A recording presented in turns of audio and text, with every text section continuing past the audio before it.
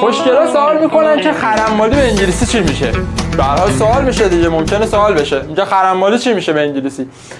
4 تا واژه جدید راجع به کار و اینجور چیزا با هم دیگه یاد بگیریم.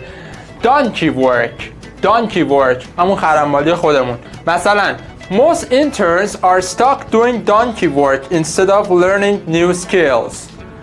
بیشتر کارآموزها درگیر خرمالی هستند به جای اینکه مهارت‌های جدید یاد بگیرن. بعدی rat race یعنی رقابت بی‌پایان، چرخه فرسایش کار و زندگی.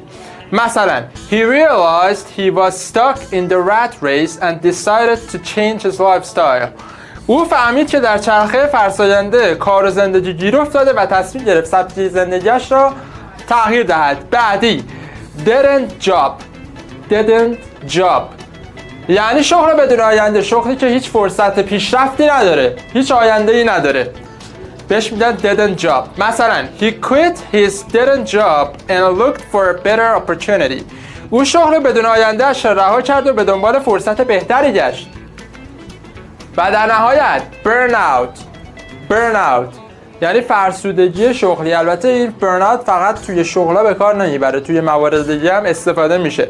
مثلا after months of overtime he started to feel burnout. بعد از ماه‌ها اضافه کاری او دچار فرسودگی شغلی شد.